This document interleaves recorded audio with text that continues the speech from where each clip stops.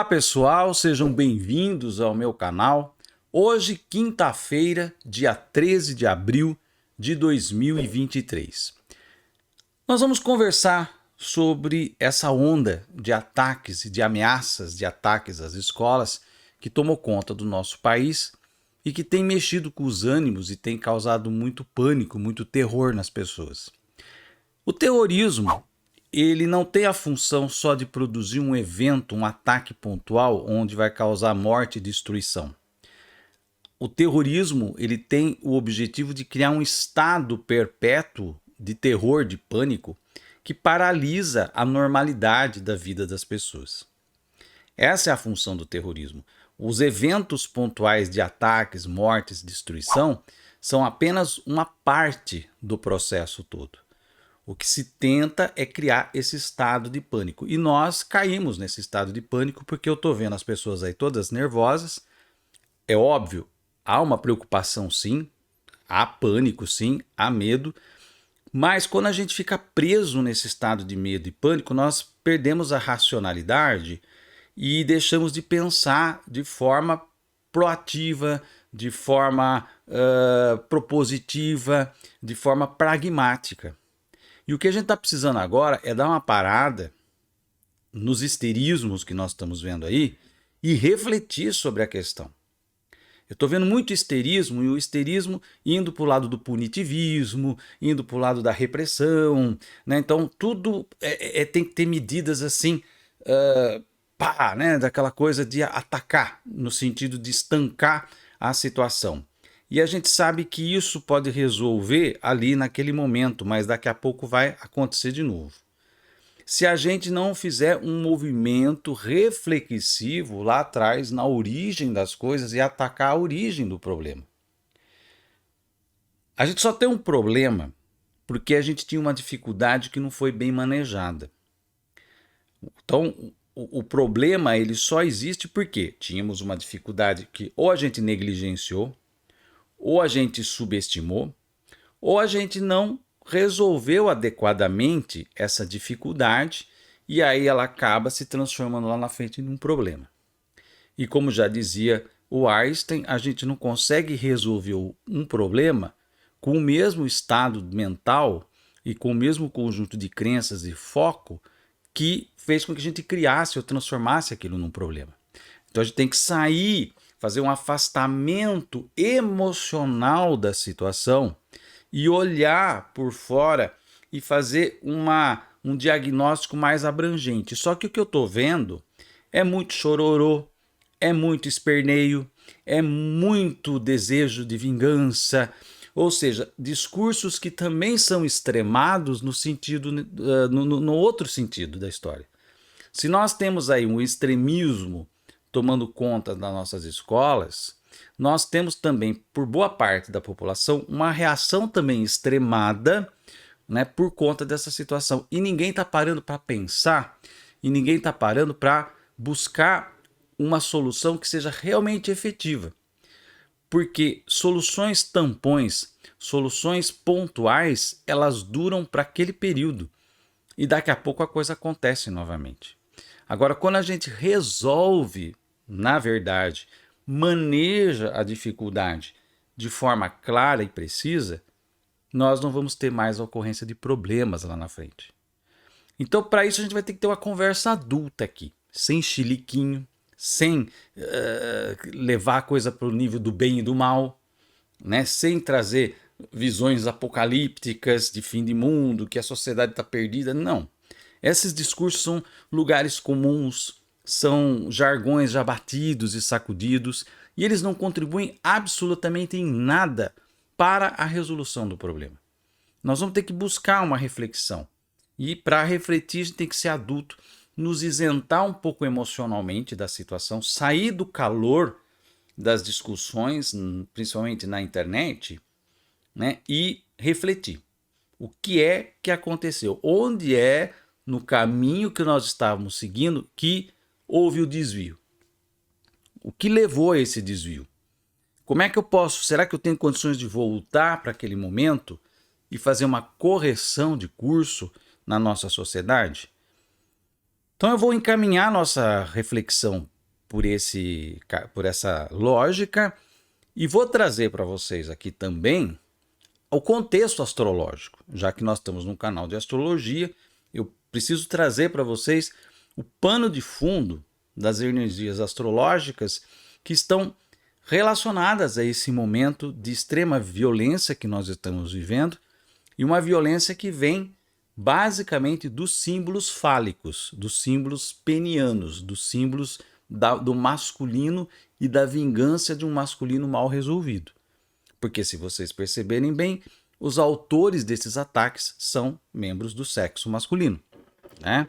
Então, a gente tem aí uma coisa muito bem circunscrita a um campo da energia masculina degradada, da energia masculina corrompida, da energia masculina ressentida e que busca uma vingança através da extensão do pênis invalidado, que é a arma, que é a faca, que é o carro, que são todos esses símbolos que vêm para substituir aquele falo, aquele pênis que a pessoa sente que foi invalidada, que está broxado, vamos dizer assim, tá?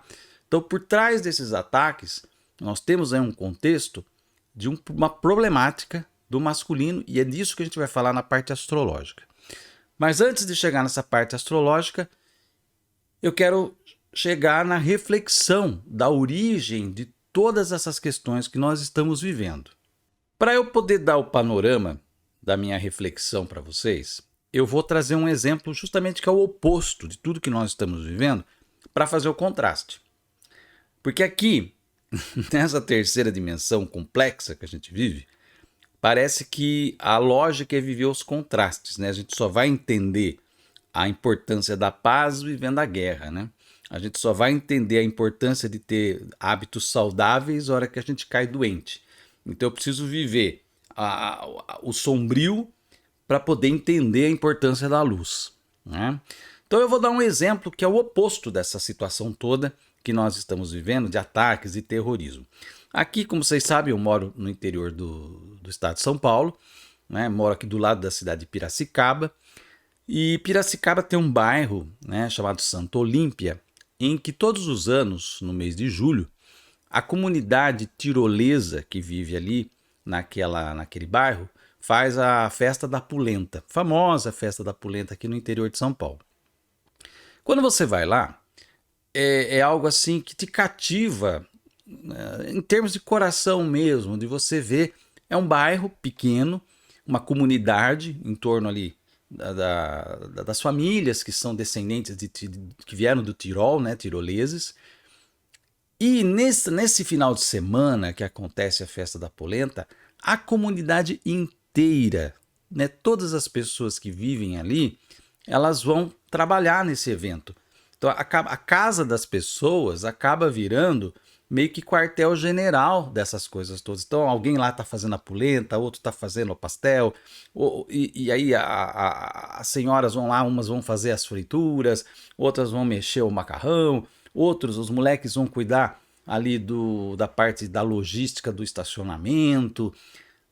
Uma comunidade inteira vivendo um projeto coletivo que faz sentido para a cultura daquelas pessoas, que faz sentido para a história daquelas pessoas, e onde cada um tem o seu lugar, cada um tem a sua função, e cada um tem o seu valor, e vê que o trabalho que você está fazendo ali está surtindo um resultado imediato de satisfação sua e coletiva. Ou seja, o senso de comunidade. Tá? Onde há o senso de comunidade, existe o que fazer, existe o que eu posso produzir, onde eu posso colocar meu talento. Se eu sou um marceneiro, eu vou ajudar com esse talento ali. Se eu sou uma excelente cozinheira, eu vou para a cozinha ajudar. Se eu sou um jardineiro, eu vou cuidar da paisagem ali do local. Então eu vou poder oferecer aquilo que eu tenho de melhor dentro de mim, né? E de uma forma assim muito clara, muito objetiva, muito fraternal para a comunidade. Então as pessoas, eu imagino esse pessoal de Santa Olímpia, que eles trabalham pra caramba, eles ficam assim mortos de canseira, mas a satisfação que eles têm por produzir esse evento, produzir essa situação comunitária, o coletivo sendo agraciado. E é isso que eu queria trazer de contraste nesse momento em que tem tanta bobagem sendo falada na internet, tanta histeria punitivista sendo falada na internet, e as pessoas não estão olhando para a causa causorum de tudo. Eu tenho certeza que numa comunidade como Santa Olímpia e outras comunidades que nós temos no Brasil, e que ainda é a maioria do Brasil, tá? Nós não vamos ter ninguém ali motivado por ódios figadais para produzir atentados em escolas, igrejas, templos e tudo mais. Por quê? Porque cada um está inserido e tem o seu lugar e o seu valor num contexto comunitário. A palavra-chave é essa, é o comum. É o comum a todos, é a comunidade. O que nós estamos vendo é que o Brasil, e aonde está o desvio de rota, começou lá pela década de 90, quando nós insistimos em pegar a via desse capitalismo neoliberal de individualidade, onde a comunidade é deixada de lado e você, enquanto indivíduo, tem que fazer por merecer. Afinal de contas, o neoliberalismo prega o quê? A meritocracia. Então eu não preciso da comunidade, eu não preciso do Estado. Aliás, eu tenho que ser contra tudo que é comum, tudo que é contra coletivo. Eu vou ser o empreendedor da minha própria prosperidade.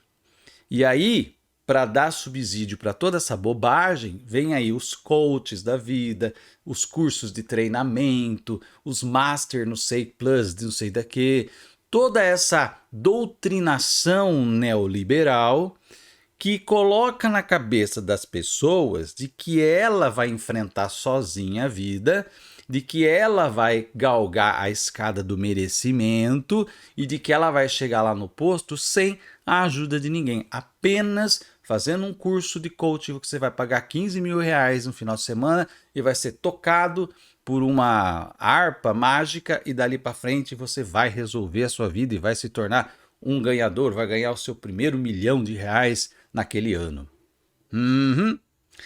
Tá? Você vai abandonar qualquer tipo de situação onde você vai trabalhar numa comunidade para ser um empreendedor. Compra uma moto e vai trabalhar de entregador de aplicativo. Eu sou um empreendedor, pessoal. Eu tenho uma MEI. Tá? Então, isso criou uma situação em que as pessoas se individualizaram na sua luta e não mais fazem, né, o Ubuntu, não estão mais andando de braços juntos e indo enfrentando as situações no coletivo. Ficou para cada um se virar. E se você não conseguiu, é porque você não mereceu, é porque você não trabalhou o suficiente, é porque você não fez direito, né? Quantas e quantas pessoas que eu conheço que gastaram milhares de reais fazendo cursos de coaching, de mastermind, disso, daquilo, né? E saíram de lá achando que agora sim, né? Agora eu vou detonar a coisa, agora eu vou chegar no topo do mundo. E a frustração foi tão grande que a pessoa entrou até no processo depressivo por não conseguir aqueles resultados que prometeram para ela. Depois ela chega e fala, mas eu não consegui. O problema é seu, você não fez direito, a culpa é sua. Porque você não está vibrando na frequência da prosperidade, minha filha. Não é esse a conversinha dos namastês aí que vem?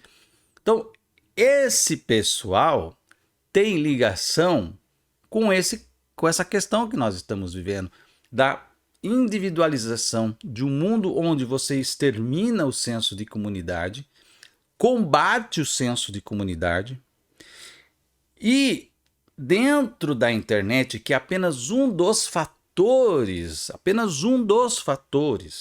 você tem esses nichos de radicalização de extremismo, que são o quê? Quais são os discursos dos extremistas? Contra tudo aquilo que é comunitário. Primeira coisa que é o comunitário dos comunitários? O Estado. É o Estado que tem a função de gerir a comunidade, né? Então a primeira coisa que se quer fazer é destruir o Estado. Então não tem que dar educação e saúde de graça. Cada um que se vire e se resolva. Essa é a ideia desse pessoal. Quando você coloca uma doutrina desse tipo, neoliberal, que manda o indivíduo se virar e se você não der certo é porque você não vibrou direito na prosperidade ou não seguiu o caminho certo ou não tem o network mais eficiente para você, você gera o quê? Uma legião de pessoas fracassadas, ressentidas e que se sentem perdedoras no mundo neoliberal. E se você não tem um tratamento ideal para essas pessoas, a tendência delas é resmungar em algum canto. Antes, gente, o que esse resmungo acontecia? No churrasco, então você tinha aquela pessoa mal amada, mal ressentida, fracassada, resmungando, né? Que o mundo não presta, que a política não presta, que ninguém presta, olha minha vida que bosta que tá, né? A culpa é toda dos outros, nunca é minha, né? Ou seja, eu começo a projetar os meus ódios, meus rancores. Mas antes ficava no resmungo do churrasco, na mesa de boteco.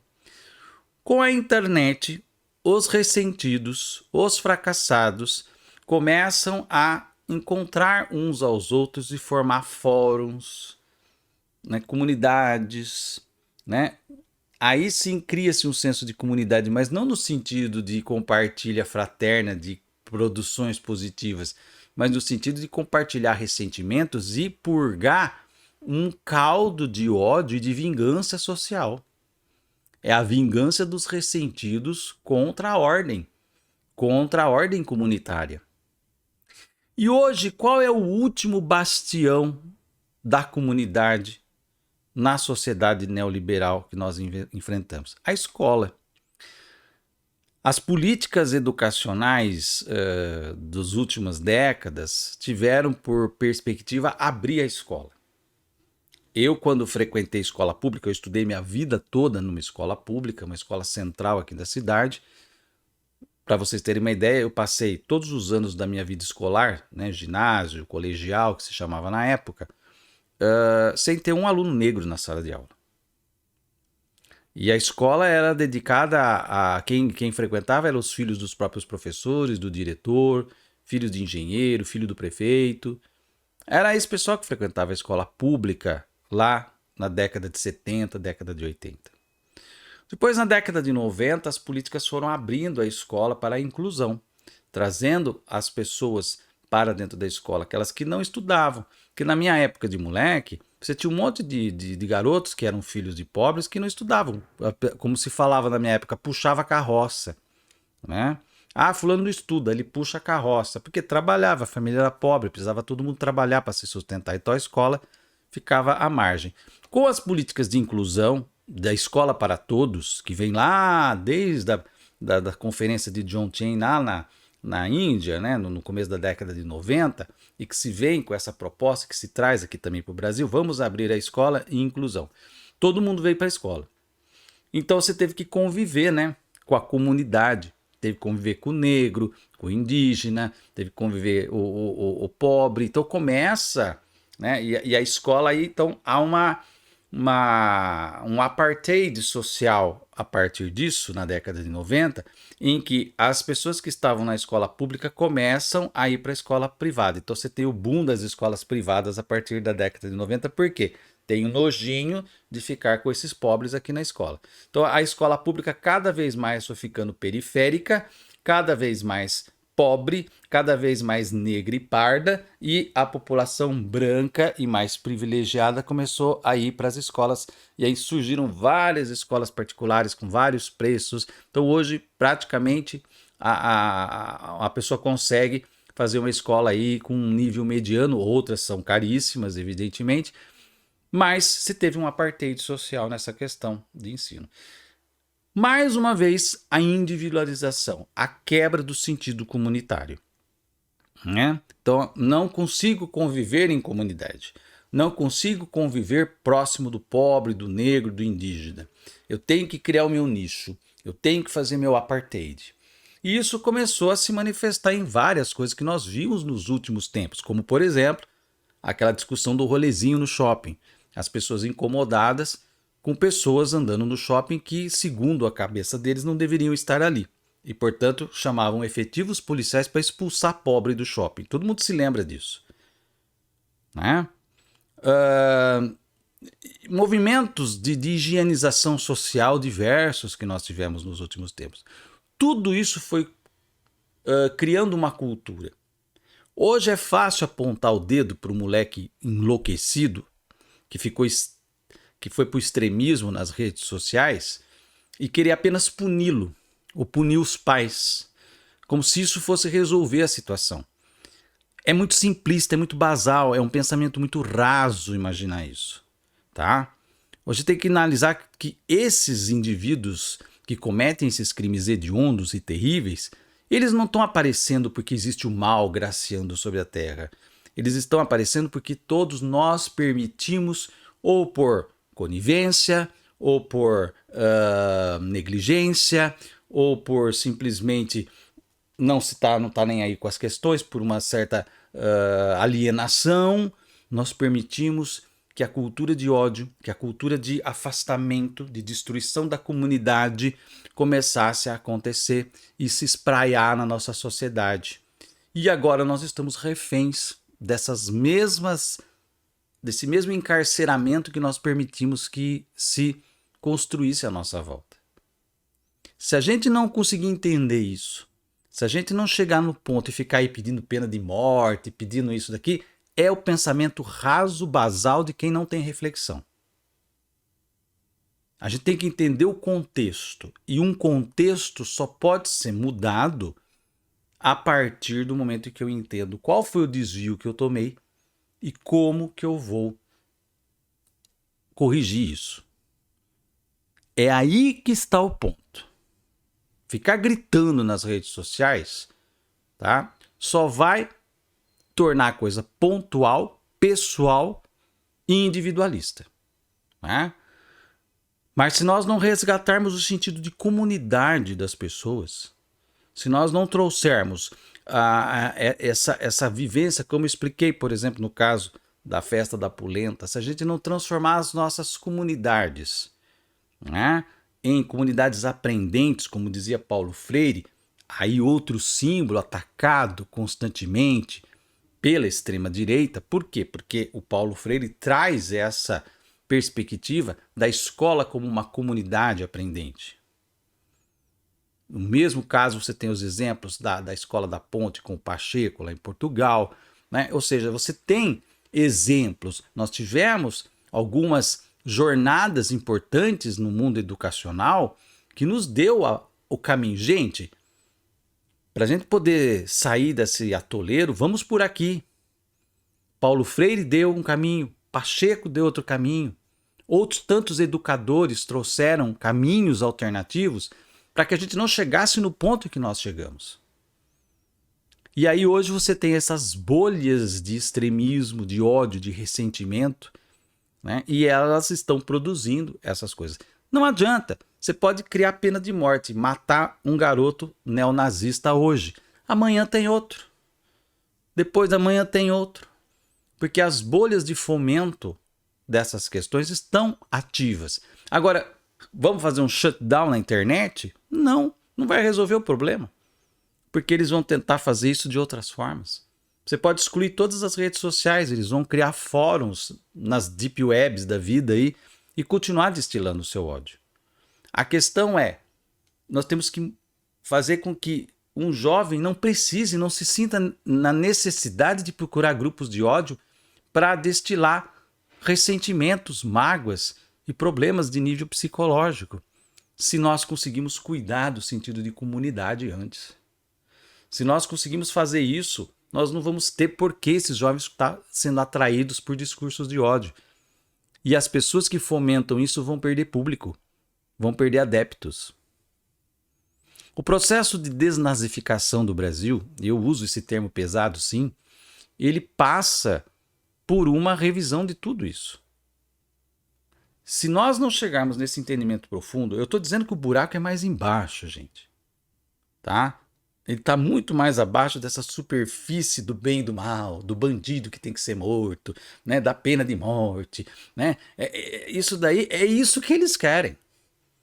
É isso que o terrorismo quer, porque ele produz o terror e as pessoas aterrorizadas, o que elas vão fazer? Ativar a amígdala cerebral, né? Que é justamente a luta pela sobrevivência, a defesa, a proteção, né? Os comportamentos que também são os mesmos dos atacantes terroristas. Então nós temos que parar, respirar e falar como resgatar o sentido de comunidade na nossa sociedade. Porque, gente, as pessoas não sabem mais, elas não toleram mais viver em comunidade. A gente vê, você vai num supermercado, as pessoas elas se incomodam com a presença uma das outras. O trânsito, então, nem se fala. Então a gente vê na nossa sociedade que existe uma aversão ao social. E a internet, a própria pandemia, o home office, tudo isso tem contribuído para piorar a situação, porque as pessoas estão cada vez mais enfiadas dentro dos seus nichos e cheias de problemas. Quer ver? Eu vou dar um exemplo claro disso para vocês aqui. Eu tenho acompanhado, tem aqui na minha cidade, tem a Unesp, e vocês que têm universidade nas suas cidades vão perceber isso também. Quando eu fiz faculdade na década de 80, 90, as pessoas viviam em república. Os estudantes se uniam, alugavam uma casa e viviam em república. Então eles tinham que conviver, né, com a bagunça do outro, com o pum do outro, com o ronco do outro, com a bebedeira do outro, né? Mas ao mesmo tempo também tinha coisa boa, eles faziam festa, eles tinham lá o sexo, ou seja, rolava uma vida comunitária dentro das repúblicas. O que está acontecendo hoje, gente? A grande parte dos alunos, eu quase não vejo mais repúblicas aqui na minha cidade. Tudo morando em kitnet. Isolados, chegam, fone de ouvido, internet e muito remédio. Muito remédio psiquiátrico. Ah, porque eu tenho crise disso, porque eu tenho crise daquilo, crise daquilo. É essa juventude que está dentro da universidade hoje. Com raríssimas exceções de pessoas que vêm de um contexto mais comunitário. E que muitas vezes olham para isso e meu Deus do céu. Então, para um jovem desses que se sente ressentido, que se sente amargurado, que se sente invalidado, que não encontra um lugar na sociedade, que falaram para ele que ele é o fracassado, o problema é dele, ele se entope de remédio, vive isolado, vive sozinho, uma hora ele entra na internet, cai dentro de um fórum que começa, é isso mesmo, vamos lá detonar com tudo, o problema é isso, é a escola, vamos destruir a escola, né? Vamos destruir o Estado, vamos destruir o que é comunitário, porque são eles os culpados por você estar do jeito que você está. E aí, gente, nós temos que colocar aí os culpados, fazer a personalização dos culpados. Bolsonaro, botando arma na mão de criança, e o seu discurso neofascista. MBL, que invadia escolas para invalidar o sistema educacional, para atacar o senso de comunidade da escola. Esses são também elementos que têm a sua culpa no cartório e que nós precisamos botar o dedo e apontar para eles. Então, gente, o buraco é muito mais embaixo, a discussão é muito mais complexa, tá? Eu não debato com pessoas que vêm dar chiliquinho, que vêm estressar, né? Que vêm bater o pezinho, que ai, meu Deus, tem que fazer alguma coisa, tem que matar, tem que esquartejar, né? Isso é solução de gente limítrofe, de gente que não consegue refletir na causa causória. E aí é papel do Estado e é papel do atual governo que, em vez de ficar caçando gente na internet, é uma parte, isso é uma parte, mas ela não pode, a política pública contra o ódio não pode se restringir a ficar caçando Twitter, ficar caçando Facebook das pessoas que estão aí compartilhando nazismo, essas coisas todas. Ela tem que ter uma grande política de incentivo, de fomento e de resgate do senso de comunidade nas pessoas.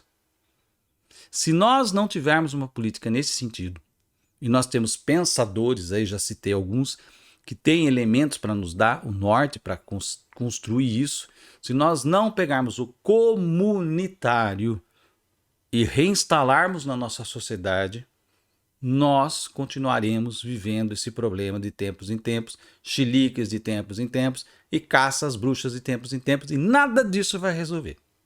Absolutamente nada disso. A questão está aí. Resgatar o senso de comunidade, fazer com que as pessoas se sintam participantes, ativas e tenha cada um o seu lugar. E que se sintam satisfeitas, que se sintam preenchidas, que se sintam valorizadas nas suas questões. E não simplesmente jogadas à margem, vivendo entupidas de remédio, isoladas no mundo e depois buscando um caminho para destilar o seu ódio, seu rancor, seu ressentimento e seu senso de fracasso.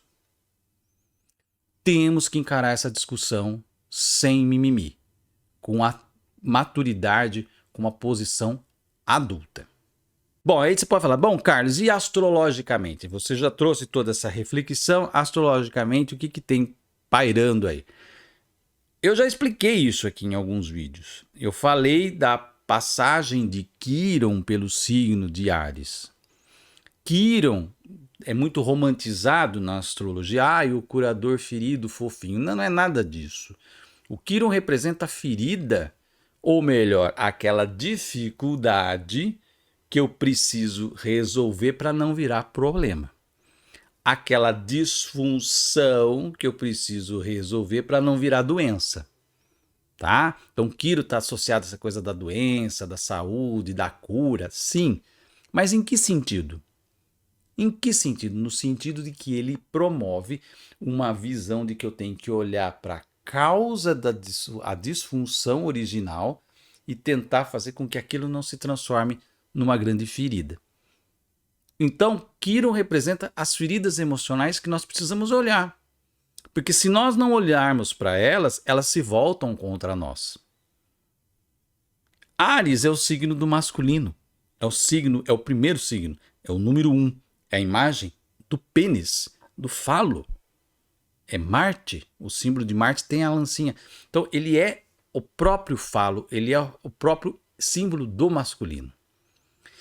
E quando você tem a entrada de Quirón no signo de Áries, todo o ranço, todo o sentido de fracasso do masculino, toda a invalidação que esse masculino entende que está vivendo, ele vai transformar em ódio, extremismo e se voltar contra nós.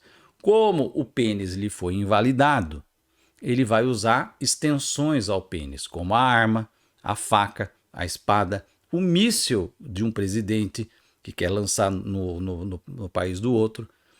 Não há diferença entre um presidente apontando um míssil para um outro país e um indivíduo apontando uma arma na cabeça do outro. É exatamente a mesma lógica. O muda é a proporção, né? Então, você tem aí símbolos fálicos sendo colocados. Nós estamos vivendo guerra, mísseis, ataques e ataques às escolas. Por faca, por arma, extensões violentas de um pênis deturpado, de um pênis que violenta. Né? E as próprias violências sexuais também nesse sentido. Pode reparar que é muito comum nos casos de violência sexual em que o indivíduo mata a pessoa, matar normalmente a facada, que é uma forma de outras penetrações mortais, já que o meu pênis não foi suficiente para te matar. É pesado isso que eu estou falando, mas a gente precisa encarar essas coisas, tá? Quando que Quirón entrou em Áries? 2018. Em abril de 2018, o Quirón entrou em Áries. E a gente sabe exatamente o que aconteceu em 2018 no nosso país. Que tipo de cultura se levantou no nosso país? Com o símbolo fálico da arma. Colocado até com crianças fazendo esse símbolo, dentro inclusive de escolas. Então, isso ativou o contexto que já vinha acontecendo desde a década de 90. Ressentimentos, ódios, invalidações. Quirón entra em 2018 e ele vai ficar até 2026.